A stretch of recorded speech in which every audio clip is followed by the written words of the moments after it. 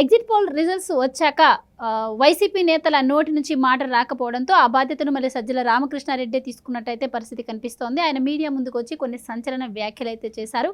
Exit పోల్స్లో కూడా rigging జరిగింది అంటూ ఆయన మాట్లాడుతున్న పరిస్థితి చూస్తే ఇప్పుడు ఆంధ్రప్రదేశ్ ప్రజలందరూ కూడా నవ్వుకుంటున్న పరిస్థితి.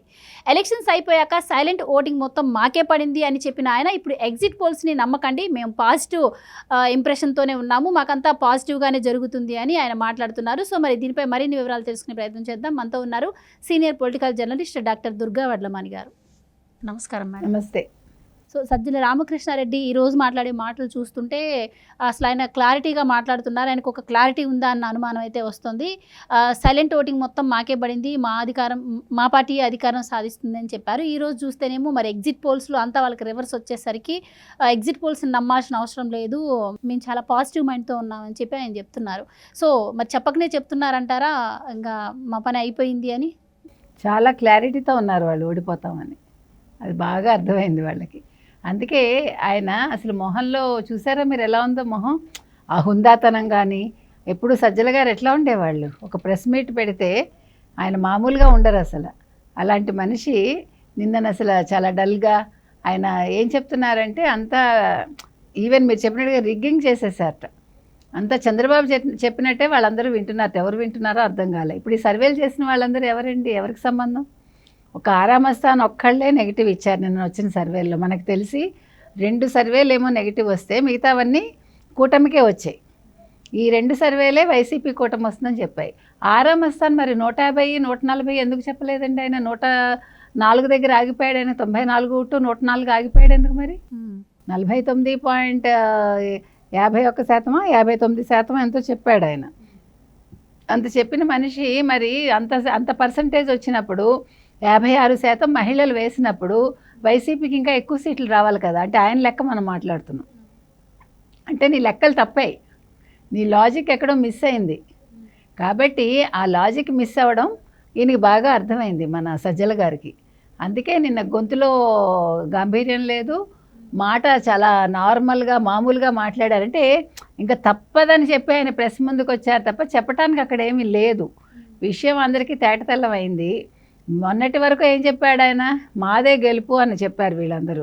ఈవెన్ వాళ్ళ నాయకుడు కూడా లండన్ వెళ్ళే ముందు 151 to 155 అని చెప్పే కదా వెళ్ళారు. ప్రశాంత్ కిషోర్ మీద పడేడ్చారు వీళ్ళు. ప్రశాంత్ కిషోర్ ఈరోజు కూడా అదే చెప్తున్నాడు, మీరు కూటమే గెలుస్తుంది, మీరు రాసి పెట్టుకోండి, మీరు ఈ పనికిమాలిన సర్వేలు నమ్మకండి అని. ఇందాక మనం మాట్లాడుకున్నామండి. ప్రతివాడు సర్వే చేసేవాడే, ప్రతివాడు చెప్పేవాడే, ప్రతివాడు అనలిస్టే, ప్రతివాడు సెఫాలజిస్టే. ఏంటి అసలు నియంత్రణ లేకపోతే, జర్నలిజం లేకుండా, జర్నలిజం బ్యాక్గ్రౌండ్ లేకుండా, లేకపోతే ఒక శాస్త్రీయమైన ఇది లేకుండా వీళ్ళు ఏ రకంగా చెప్తారండి? అంటే ప్రజలు వెరివాళ్ళ.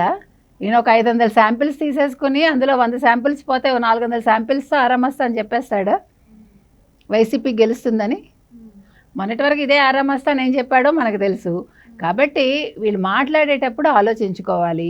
ఈయన ఇవాళ కూడా ఏమంటున్నాడు, మహిళల ఓట్లు మాకు పడ్డాయి, కుటుంబం మొత్తం మాకు ఓట్లు వేస్తుంది అంటే స్త్రీ చెప్పిందే జరుగుతుందిట ఆ కుటుంబంలో. ఎందుకు జరుగుతుంది అంటే మీరు సంక్షేమ పథకాలు ఇచ్చేస్తారు కాబట్టి స్త్రీకి ఇవాళ గౌరవం వచ్చేసిందిట, స్త్రీ ఇవాళ ఆలోచన శక్తి పెరిగిపోయింది, స్త్రీకి అన్ని హక్కులు ఉంటాయట. అంటే హక్కు ఉంటే నువ్వు ఓటేయమని చెప్తుందా భార్య భర్తకి? వింటాడా? ఒక కుటుంబంలో ఒక స్త్రీ చెప్తే వినేస్తే మరి తాగొద్దని కూడా స్త్రీ చెప్తుంది, వింటున్నాడా వాడు? మగాడు అన్నవాడు వాడు పోయి ఎందుకు తాగుతున్నాడు? ఈ డబ్బులన్నీ ఎందుకు ఖర్చు పెడుతున్నాడు? వాళ్ళ జీవితాలు ఎందుకు అలాగే ఉంటున్నాయి? మీ జీవితాలు ఎందుకు ఇట్లా పెరిగిపోయాయి? వాళ్ళ జీవితాలు ఎందుకు అలా తరిగిపోతూ వస్తున్నాయి? కాబట్టి స్త్రీ డిసైడ్ చేసేస్తే అయిపోదు. అందరూ మహిళా ఓటర్లు అందరూ మూకుమ్మడిగా కూటమికి వేశారని ఆయనకి తెలుసు. ఈరోజు రోజా కూడా ఏమంటుందండి, ఏ సర్వే చెప్పినా జగన్మోహన్ రెడ్డే మాకు సీఎం అంటుంది, అంతేగాని నేను గెలుస్తాను కూడా చెప్పట్లేదు ఆవిడ. మీరు చూస్తే మరి అది చెప్పాలి కదా, నేను గెలుస్తున్నాను, మా జగన్మోహన్ రెడ్డి గెలుస్తారు, జగన్మోహన్ రెడ్డి సీఎం అని చెప్పాలి కదా. ఎన్నికల రోజే ఆవిడ ఒక స్టేట్మెంట్ పాస్ చేసింది కదా, నేను ఓడిపోతే మా పార్టీ వాళ్ళకి కారణం అని చెప్పి. సో ఆవిడ ఓడిపోతానని ఫిక్స్ అయిపోయి ఉంటుంది సార్. అదే మెంటల్గా ఆవిడ ఫిక్స్ అయ్యే ముందే ఏడ్చేసింది గొడవ లేకుండా. రేపొద్దున అందరూ రాళ్ళు లేకుండా ముందే ఆవిడ రాయి వేసేసుకుని గుళ్ళు తిరుగుతుంది ఆవిడ, గుళ్ళు గోపురాలు. అందుకని ఇప్పుడు ఆవిడకి ఏం చెప్పాలో తెలియట్లేదు. అందుకనే నోరు అదుపులో పెట్టుకోవాలండి. ఎవడైనా సరే, నువ్వు ఎంత గొప్పవాడివైనా సరే, ఎమ్మెల్యే అయినా సరే, ఎంపీ అయినా సరే, నువ్వు ప్రజలని పట్టించుకోవాలి. ఈసారి ఇంకో తప్పిదం ఏం జరిగిందంటేనండి, వైసీపీ వాళ్ళు చేసింది, చంద్రబాబు నాయుడు గారు ఎందుకు గెలుస్తారు అనే ప్రశ్న చాలామందికి వస్తుంది కదా. వీళ్ళు వాలంటీర్ని ఎవరినైతే పెట్టుకున్నారో వాలంటీర్ల మీద ఆధారపడ్డారు. ఒక నియోజకవర్గంలో ఒక వాలంటీర్ మీద మీరు ఆధారపడితే మీరు ప్రజలకి దూరం అయిపోతారు, అది గుర్తుపెట్టుకోవాలి. ఒక ఎమ్మెల్యే అన్నవాడు ప్రజల్ని పట్టించుకోవాలా. వాలంటీర్ ఉన్నాడులే, వాలంటీర్ ఇంటికి వెళ్ళి ఇస్తున్నాడు, బటన్ వేస్తే బటన్ నొక్కితే అక్కడ డబ్బులు వెళ్ళిపోతున్నాయి. అప్పుడు ఎవడు మొహం ఎవడు చూడాలా? మీకు అర్థమైందా అక్కడ జరిగింది? జగన్మోహన్ రెడ్డి మొహం ఎమ్మెల్యే చూడ్డు, ఎమ్మెల్యేకి అవకాశం ఇవ్వడు కదా. ఎమ్మెల్యే మొహం ప్రజలు చూడరు. ఇక్కడ జరిగింది అది. సో మీకు అక్కడ సమస్యలు మీకు తెలియదు, నియోజకవర్గ సమస్యలు తెలియదు, నియోజకవర్గాల్లో జరిగే మంచి చెడు మీకు తెలియదు, ఒక ఎమ్మెల్యేకి తెలియదు. ఎమ్మెల్యే వెళ్ళి పని చెయ్యడు, వాడు భజన చేయడంలో వాడు బిజీ ఉన్నాడు. మొత్తం 5 ఏళ్ళు వాళ్ళు చెక్క భజన చేశారు జగన్మోహన్ రెడ్డికి. వాళ్ళు అనుకున్నారు ఈయన దేవుడు అంటే ఆయన దేవుడిని అనుకున్నాడు. ఆయనకు అంతకంటే వాస్తవాలు అర్థం కాలే. చుట్టూ ఉండేవాళ్ళు, ఈ సలహాదారులు కావచ్చు, ఈ పెద్ద మనుషులందరూ మీకెందుకు, మీరు పథకాలు ఇచ్చారు, బట్టలు నొక్కేయండి, వాళ్ళు కూడా బట్టలు నొక్కుతారన్నారు. వాళ్ళు బట్టలు నొక్కారు. ఎల్లుండి వాళ్ళు ఎవరికేస్తారో మనకు తెలుస్తుంది. కాబట్టి ఈసారి జరిగిన పెద్ద బ్లండర్ అండి అది. ఇంకో బ్లండర్ ఏం జరిగిందంటే, ఇప్పుడు ఇదే వైసీపీ వాళ్ళు ఈరోజు ఓడిపోవడానికి ఇంకో కారణం ఏంటంటే, అంటే ఇవన్నీ కూడా మనం అబ్జర్వ్ చేసి చెప్తున్నాం మనం. అభివృద్ధి లేదండి, ఒక ఉద్యోగం లేదండి. ఈరోజు యువతకి ఉద్యోగం లేదు, సంపద లేదు, ఏమీ లేదు అసలు రాష్ట్రంలో. అసలు ఇంకో పెద్ద విషయం ఏంటంటే, ఇవాళ 2వ తారీఖు జూన్ 2, ఇవాళ ఆంధ్రప్రదేశ్ తెలంగాణ విడిపోయిన రోజు. ఈయన 5 ఏళ్ళు ముఖ్యమంత్రిగా ఉండి మన ఆస్తులు ఏమైనా తెచ్చాడండి? మనకి రావాల్సిన బాకీలు తెచ్చాడండి? అడగగలిగాడా కేసీఆర్ని? ఈ రోజుతో మన హక్కు పోతోంది మనకి. ఇక్కడ ఉండే మన బిల్డింగులు కావచ్చు, మనకి ఏం ఆస్తులు ఉన్నా కూడా ఈ రోజుతో మనం కోల్పోతున్నాం హైదరాబాదులో. మరి 5 ఏళ్ళు నువ్వేం చేసావు? ఎంత అన్యాయం అది. నువ్వు ఒక ముఖ్యమంత్రిగా నువ్వు అటు కేంద్రంతో నువ్వు ఒక్క పని చేయించుకోలేదు, నువ్వు హోదా తీసుకురాలేదు, చెప్పిన పని చేయలా, పోలవరం పూర్తి చేయలేదు. నువ్వు అక్కడ నీ కేసుల గురించి భయపడి నువ్వు బీజేపీ నోరెత్తవు. నువ్వు ఇక్కడ కేసీఆర్తో నీకు మంచి సత్సంబంధాలు ఉండి కూడా నువ్వు ఒక్క ఆస్తి నువ్వు తెచ్చుకోలేదు, ఒక్క అప్పు నువ్వు ఇక్కడి నుంచి తెచ్చుకోలేకపోయి. మనకి ఎన్ని వేల కోట్లు ఉన్నారండి వీళ్ళ అప్పు. అంటే నేను ఎందుకు చెప్తున్నానంటే, మనం ఈరోజు హక్కు కోల్పోయాం. అంటే ముఖ్యమంత్రిగా నువ్వేం చేశావు? నువ్వు ఒక్క పని చేయలేవు. ఉన్న ఫ్యాక్టరీలు కూడా బయటకు పంపించేశాడు కదా. అమర్ రాజా బ్యాటరీలో ఏదైతే ఉందో ఫ్యాక్టరీ, పాప గల్లా జయదేవ్ గారిని ఎంత ఇదిగా పంపించేశాడండి ఆయన. ఎన్ని వేల మందికి ఉద్యోగాలు తీసేశాడు. పైగా మేము అభివృద్ధి చేస్తామని లాస్ట్ మినిట్లో మీకు గుర్తుంటే, ఎన్నికలకు ముందు 4 రోజుల ముందు ఈ మంత్రులు కావచ్చు, సజ్జలు కావచ్చు, వీళ్ళందరూ మాట్లాడారు, ఇంత అభివృద్ధి చేస్తాం, అంత అభివృద్ధి చేస్తాం. రామాయంపేట పోర్టు గురించి పనికిమాలిన మాటలు మాట్లాడారు. వైజాగ్లో ఇన్ఫోసిస్ వచ్చింది, అది చాలా పెద్ద విషయం మనకి. రైట్. అయితే వైసీపీలో ఓటమి భయం అయితే స్పష్టంగా కనిపిస్తోంది. అందులో భాగంగానే ఇప్పుడు ఈయన ఎగ్జిట్ పోల్స్ని ఎవరు నమ్మవద్దు అని చెప్తున్నారు. అలాగే ఆ భయంతో మరి మొన్న పోస్టల్ బ్యాలెట్ల విషయంలో కూడా హైకోర్టుకి వెళ్ళింది వైసీపీ. కానీ అక్కడ ఎదురు దెబ్బ తగలంతో మళ్ళీ ఇప్పుడు సుప్రీంకోర్టుకు వెళ్లేందుకు ట్రై చేస్తోంది అని వార్తలు వినిపిస్తున్నాయి. సో ఈ పరిస్థితులన్నింటిని చూస్తే మరి వైసీపీకి అన్ని ఎదురు దెబ్బలే తగులుతున్నట్టయితే మనకు కనిపిస్తోంది. సో మరి ఇంకా గెలిచే ఛాన్స్ ఉంటుందంటారా వైసీపీ ఈసారి?